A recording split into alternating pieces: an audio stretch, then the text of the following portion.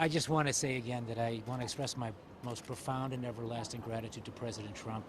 He didn't have to do this. He's a Republican president. I was a Democratic governor. My fellow Democrats have not been very kind to him. They've been, in fact, they've been very unkind to him. And what he did was, I think, something that deserves a great amount of appreciation on my part personally. And he has, from me, my deepest, most profound and everlasting gratitude. And I can't wait to get home. I miss my daughters, I miss my wife, I miss home. Governor, what are you going to do? What are you going to do now that you're on the outside? You have a lot of time to think about this. I'm going to tell you a lot about that tomorrow. I hope you're there at 11 o'clock. I will be. Yeah, good. I look forward to it. But to in the meantime, I nice wonder if you just tell me one thing. You just left a lot of guys inside there that you know. Yeah. You've learned a lot. I've learned a lot. What would you like us to know about that? It's a broken criminal justice system, and it's an unfair criminal justice system. It's a criminal justice system with too many people who have too much power, who don't have any accountability, and they could railroad people and put innocent people in prison, and they are, generally speaking, virtually always prone to over-sentence people. It's a criminal justice system that's not only broken, but it's also racist. And I saw how it affects people of color, and how on cases with nonviolent first offender drug offenders, that they're made to do decades of prison time for mistakes that they made and wrongs they committed that any fair-minded society would not allow. And Rob, so I'll have more to say later. You said things happen for a reason. Do you believe this happened for a reason? Yes, I do. How so? I just believe that sometimes out of evil things can happen. And I think that the wickedness and evil that was done to me and to my family can be turned to good.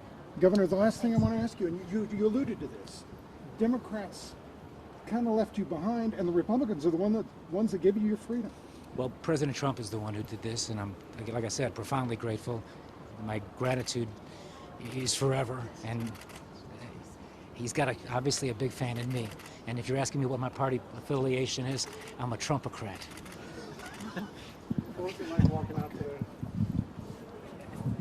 Still happening. It's all very strange. Oh, hey, Governor, I was remiss in not asking you one thing. Just give me a shout out for your kids. I'll see them tonight. Okay, but I mean, is there anything you just want us to know about that? About getting to see your children again?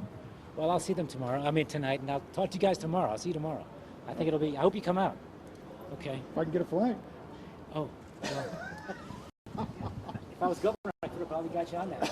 I ain't no more. Hello. All right. I've just arrived. Oh, hi. How are you? I don't know what you just said to folks, but I would love to hear it again. Well, I'm not going to say a lot. I'm going to say something tomorrow. I have, frankly, a lot to say tomorrow at 11 o'clock.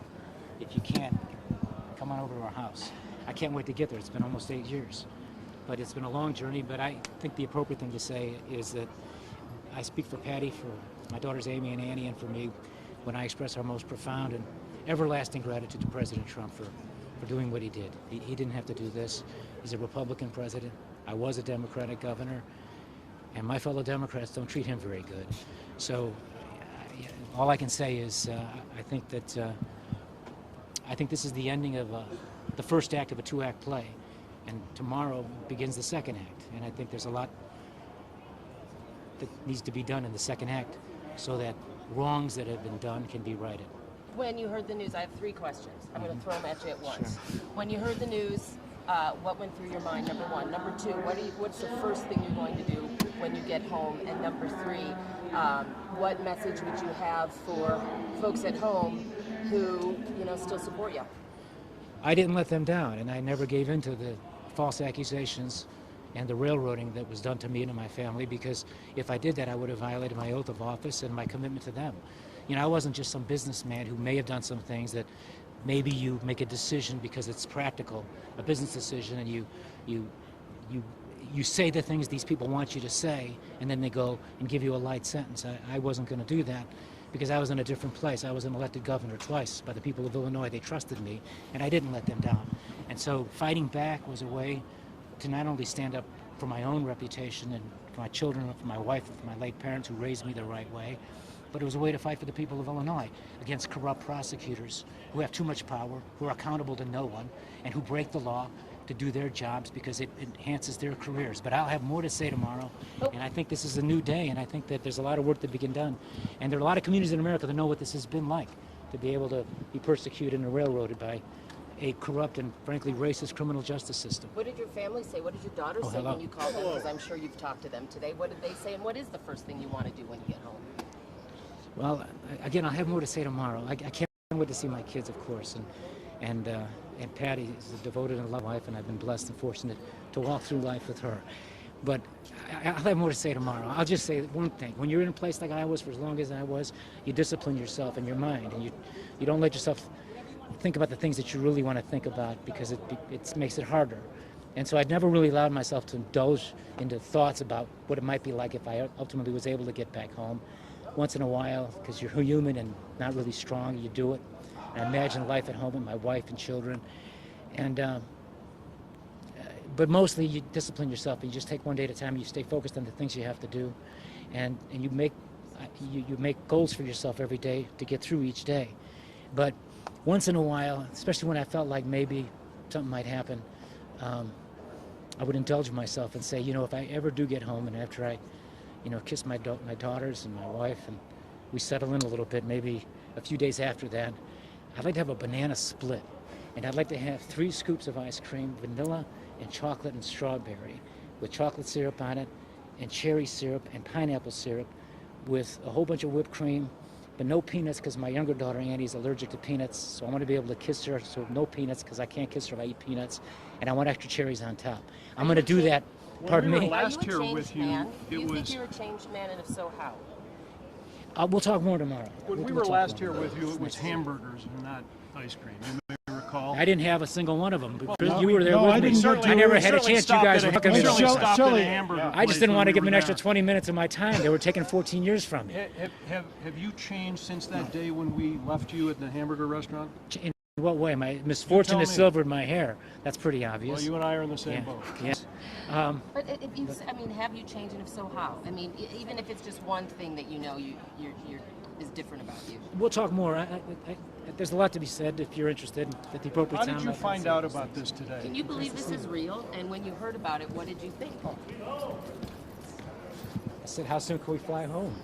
That's what I thought. How did you hear about this today? On the news.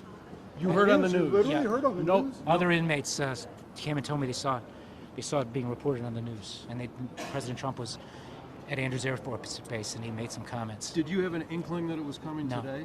I did not. Did you think that it wasn't going to be coming based on what's happened the last year? I put my faith in God, and I trusted God, and eventually His will be done. Do you come out a more God-fearing man than I you always went in? believed in God. I always believed in prayer.